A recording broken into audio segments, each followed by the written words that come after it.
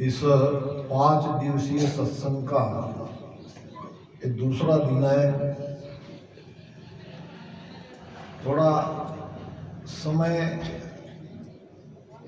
में थोड़ा बदल हो गया, आ रहा है धीरे धीरे, हो सकता है थोड़ी देर में सब हमारी बहनें आ जाएगी। आइए गुरु महाराज के एक पद से आज की सत्संग का हम प्रारंभ करेंगे।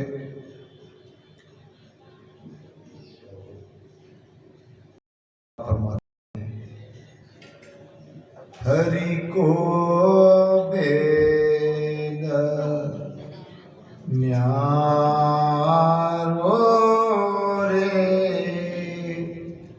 लखसी बिरला होय।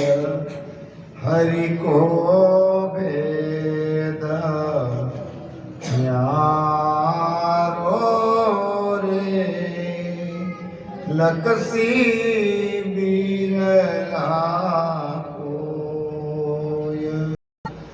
और न दूजो जानसी रे, और न दूजो जानसी रे, कोई जाने हरि जन होय।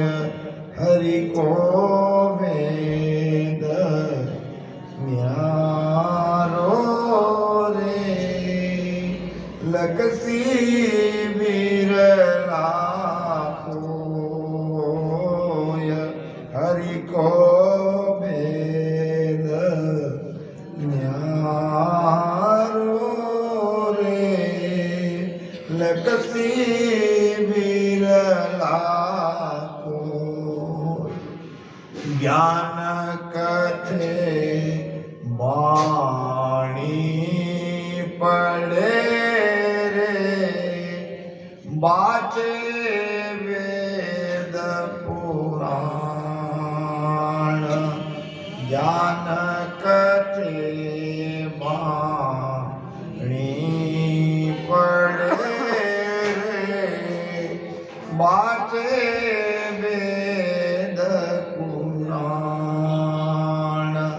वासुण शोभा जगत की रे, वासुण शोभा जगत की रे, पेट भरण गत जान। हरि को वेद न्यारो रे लखसी बिरला होय। हरि को वेद न्यारो रे लखसी बिरला होय। और न दूजो जानसी रे, और न दूजो जानसी रे, कोई जाने हरि जन होय। हरि को वेद न्यारो रे लखसी बिरला होय। हरि को वेद न्यारो रे लखसी बिरला होय। भेष बनावे फूटरा रे, नाना विध कारो भेष बनावे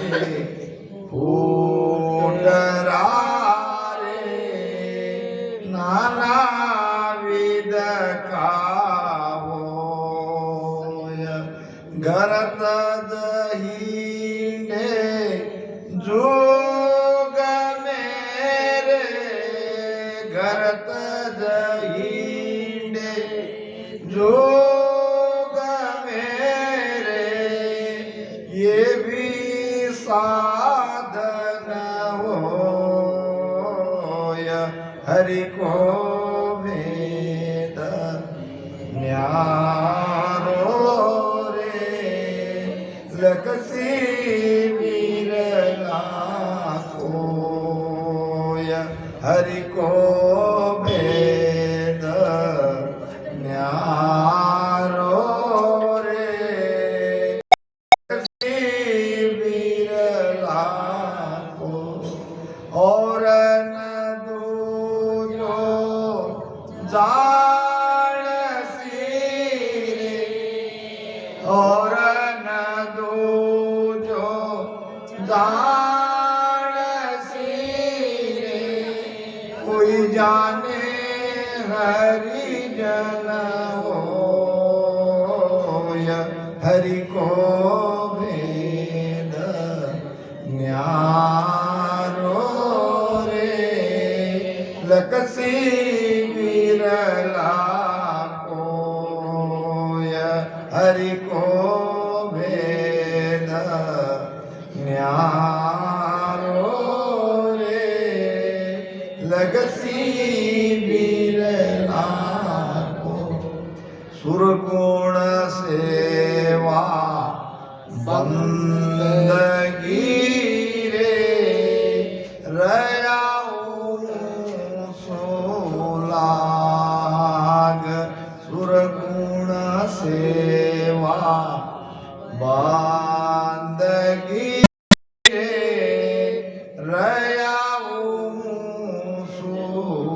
सुलाग जब लग माया माया है रे जब लग माया माया है रे गयो भरम नहीं भाग हरि को भेद न्यारो रे लकसी विरला कोय हरि को भेद न्यारो रे लकसी विरला कोय और न दूजो जान सी और न दूजो जान सी कोई जाने हरि जन होय हरि को भेद न्यारो रे लकसी विरला कोय हरि को भेद न्यारो रे लकसी विरला को कै सुख देव सब सामलो रे उलट चढ़्यो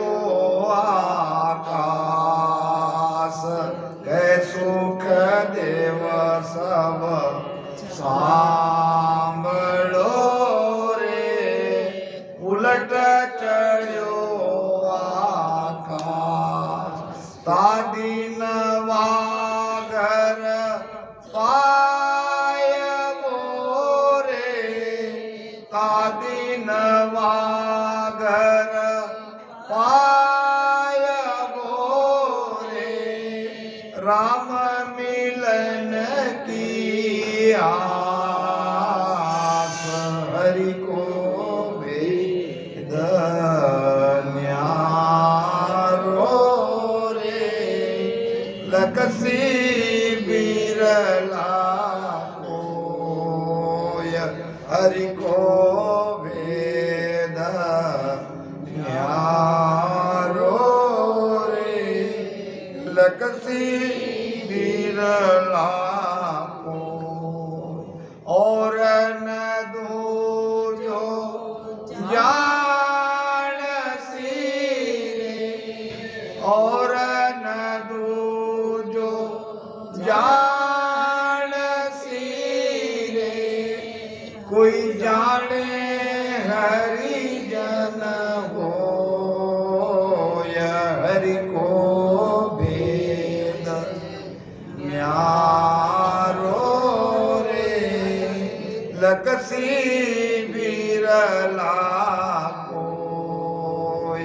हरि को भेद न्यारो रे लगसी बिरला को।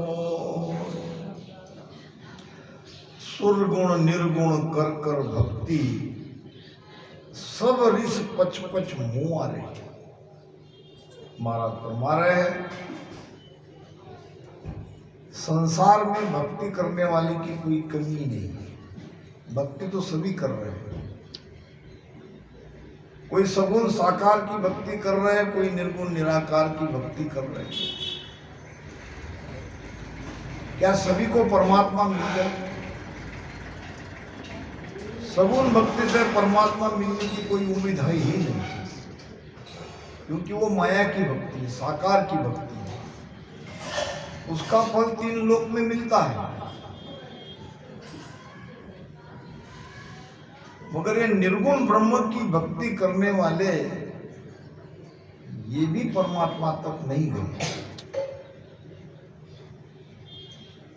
और जोग उतर चढ़ जावे जे जन सारे होई।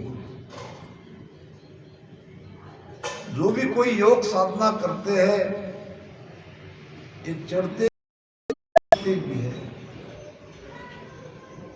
10वां द्वार नहीं छूटता।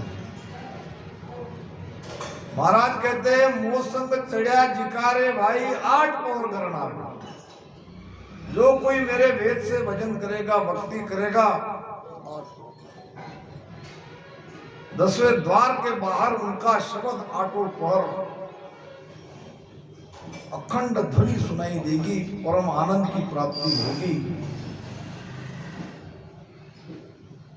इसीलिए महाराज कहते हैं कि परमात्मा प्राप्ति का भेद न्यारा है, अलग है, और कोई बिरला ही उस रास्ते से चल के परमात्मा में मिल सकते हैं। हरि को भेद न्यारो रे, बड़ा न्यारा है, अलग है। लक्ष्य बिरला को है। आप सभी उस बिरले में आ रहे हैं। आप सभी के सभी बिरले हो, क्योंकि उसके लिए भी कोई सुकृत चाहिए, पूर्व की पुण्य ही चाहिए, तभी ये भक्ति मिलती है। यहां तक भी आप आए हो तो यहां भी बहुत बड़ी कृपा चाहिए। दर्शन आड़ा करोड़ पाप है, दर्शन आड़ा लाख। दर्शन आड़ा सहस्त्र पाप, दर्शन आड़ा लाख, और सिमरन आड़ा करोड़ पाप है, जन दरिया के साथ। सत्संग में आने के लिए निकलते ही आपके हजारों पापों में से कोई न कोई पाप आगे खड़ा आ जाता है और यहां तक आने के लिए रोकता है। ये कर्म हमें यहां तक नहीं पहुंचने देते, इसलिए ये बिरले का काम है। और न दूजो जान सिरे कोई जाने हरिजन होए, उसके लिए तो हरि का जन होना पड़ता है, हरि का दास होना पड़ता है, भक्त होना पड़ता है। भक्त बन के ही भक्ति की जाती है, भक्त बन के ही परमात्मा को पाया जाता है।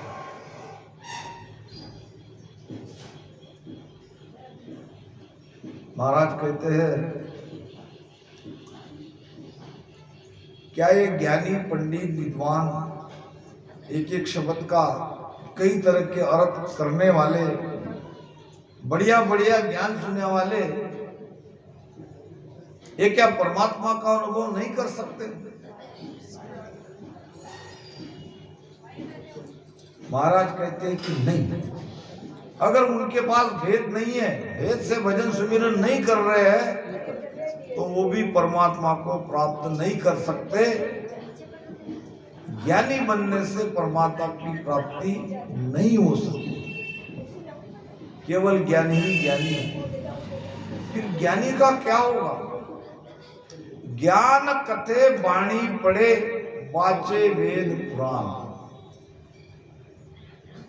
वेदों का अध्ययन करते हैं, पुराणों को पढ़ते हैं, शास्त्र को पढ़ते हैं, वाणी जी पढ़ते हैं, वाणी का अर्थ बताते हैं। महाराज कहते कि व्याकरण सुन भागवत गावे, अर्थ करे बहु भारी, वाको मूल पड़े जो घट में देहत काल कुमारी। तो इनसे क्या होगा? ज्ञानी विद्वान पंडित बनने से क्या होगा? तो महाराज कहते हैं कि वासुन शोभा जगत की रे, जगत में उनकी शोभा होगी, महिमा होगी। 5 7 साखी कही, पद गाया 10 दोय, दरिया कारक ना सरे पेट भराई। पेट भराई, पेट भराई यानी क्या? महिमा, उनकी महिमा होगी। जगत उनको आदर सम्मान से देखेगा कि ज्ञानी है, ज्ञान बताते हैं। मगर केवल इतना बार करने से, ज्ञानी बनने से परमात्मा की प्राप्ति नहीं होती, जीव बंधन से मुक्त नहीं होता। वासुन शोभा जगत की रे, पेट भरण गत जान। वो केवल महिमा के ही काबिल है। आगे संसार में आप देखते हो नाना तरह के भेष पहन के साधु संत सबकी दुनिया में घूमते हैं। आपको लगता होगा कि भेष पहन लेने से, मेरे जैसे बाबा बन जाने से परमात्मा मिलते हैं, तो ये भी झूठ है। आप भेष पहनो, भेद मत पहनो, आप गृहस्थी रहो, त्यागी रहो, कुछ भी रहो, सबके लिए एक ही उपाय, भजन करना पड़ेगा भेद से। वो कुदरत कला घट में प्रकट होनी चाहिए, तो आपका भेष काम का है। नहीं तो केवल भेषधारी बनने से काम नहीं चलेगा। एक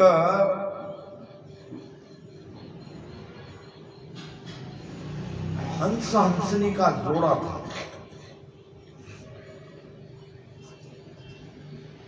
और ऐसे ही सरोवर के किनारे बैठे थे। रास्ते से कोई बाबा जा रहे थे भेषधारी, और उन जोड़े में से एक हंस को लकड़ी फेंक के मारा, हंस मर गया।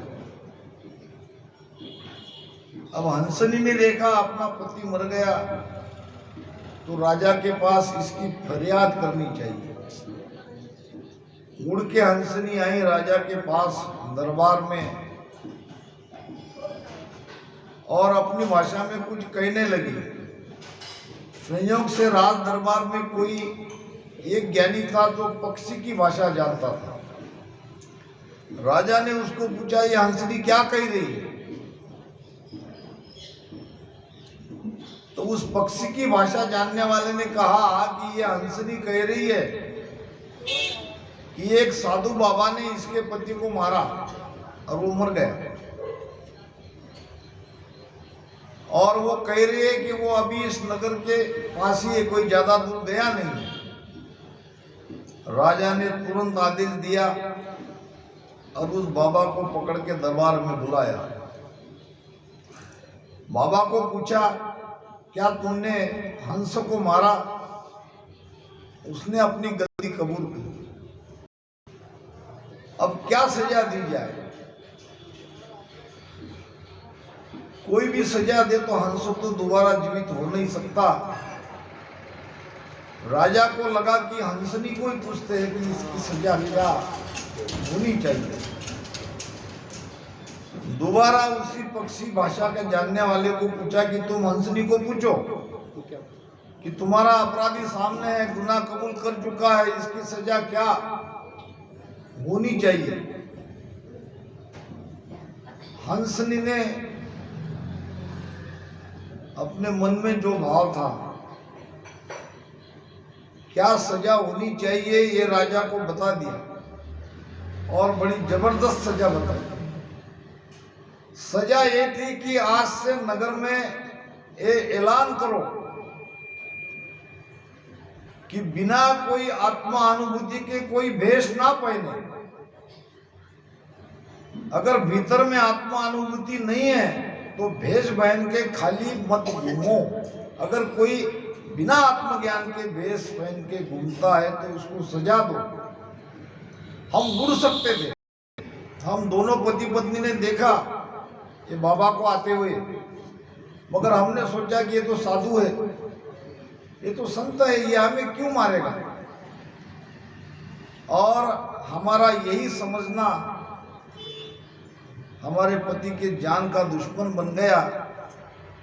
तो भेष पे विश्वास पहन के हमने मेरे पति को खो दिया। तो यही सजा दो कि बिना मतलब का कोई भेष ना पहने। गुरु महाराज भी कह रहे हैं भेष बनावे फूट रहा, बड़ा अच्छा सुंदर सुंदर कपड़े पहनता है, कोई विशेष लगता है समाज में। नाना तरह के ऐसे भेषधारी आपको दिखेंगे। सभी भेषधारी के लिए नहीं कह रहे महाराज, पाखंड के लिए कह रहे। पाखंड यानी जो जैसा है नहीं वैसा वो बताने की कोशिश कर रहा है, उसको कहते हैं पाखंड।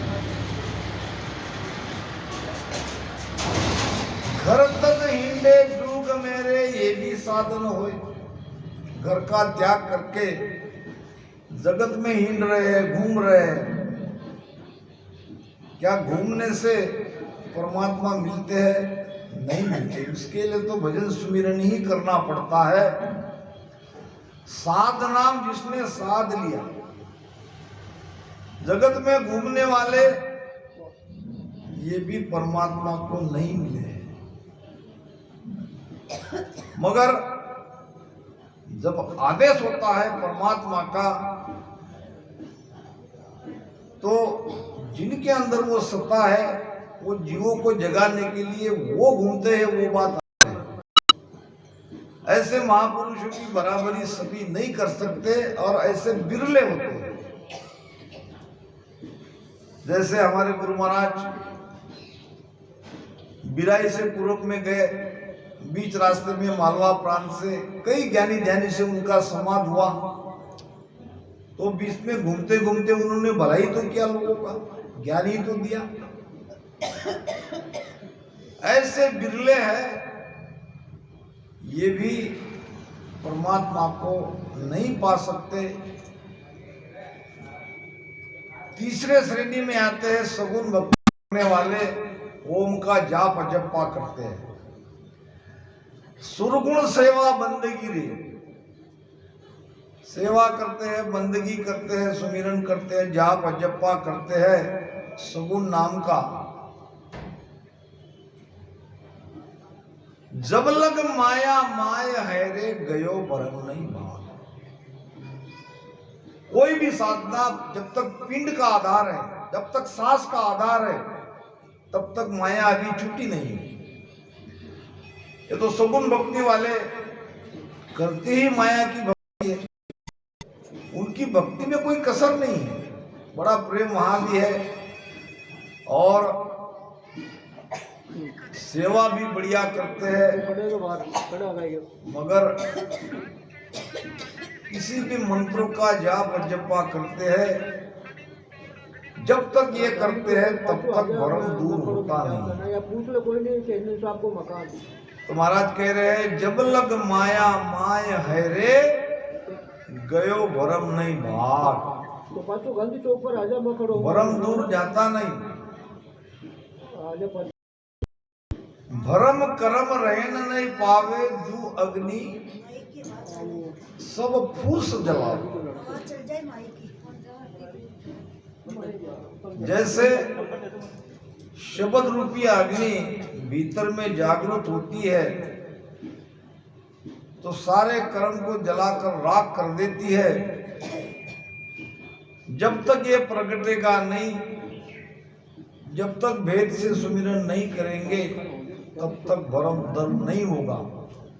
महाराज कहते हैं के सुख नाम शब्द जोरावर पाया सुपत आवे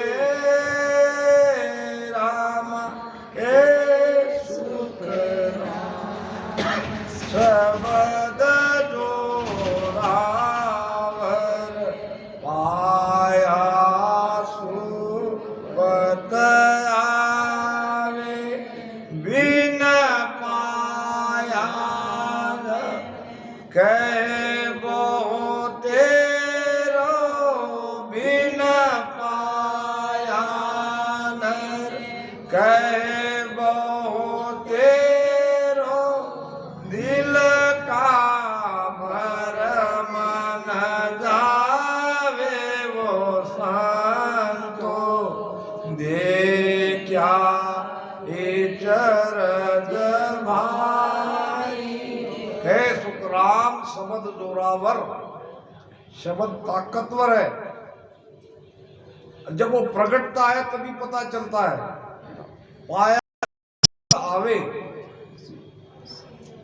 एक लड़की अपने दादी से कहने लगी, दादी दादी जब मेरी शादी होगी और मैं मां बनूंगी उस समय तुम अगर रहोगी तो मुझे जगा देना। जब प्रसव पीड़ा होती है उस समय मुझे जगा देना। दादी ने कहा तू चिंता मत कर बेटी, मैं रहूं या न रहूं, मगर जब वो समय में तुझे जगाने की आवश्यकता नहीं पड़ेगी, तू ही सबको जगा देगी। शब्द ऐसा है के सुखराम शब्द जोरावर पाया सु पता हो। जब वो जगता है तब विश्वास आ जाता है। बिन पाया नर कह वो तेरो दिल का भरम न जावे। जिसके अंदर ये सत्ता प्रकट नहीं हुई है उनका भरम कभी नहीं जाएगा। भरम कर्म सब दूर करता है। कह सुखदेव सब सांभळो रे। अब महाराज कह रहे हैं कि परमात्मा पाने की उम्मीद कौन कर सकता है, कौन आशा कर सकता है परमात्मा हमें मिलने वाले हैं। कम से कम आशा तक कौन पहुंच सकता है। प्राप्त होना अलग बात है, मगर वहां तक रास्ते में खड़े रहना ये भी बहुत बड़ी बात है। हम जो एक एक कमलों का छेदन कर रहे हैं, मान लो हमारा कंठ पे शब्द आ गया, अभी परमात्मा को हमने पाया नहीं है, मगर रास्ते से हम चले।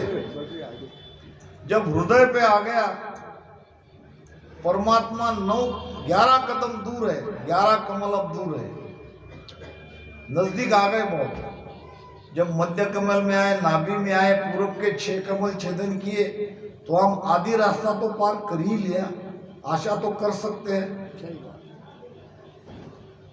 जब शेष कमल खुल गया, मेरू खुल गई, ये बंकनाल खुल गया, मेरू का बंद वो भी खुल गया, त्रिकुटी में आ गए।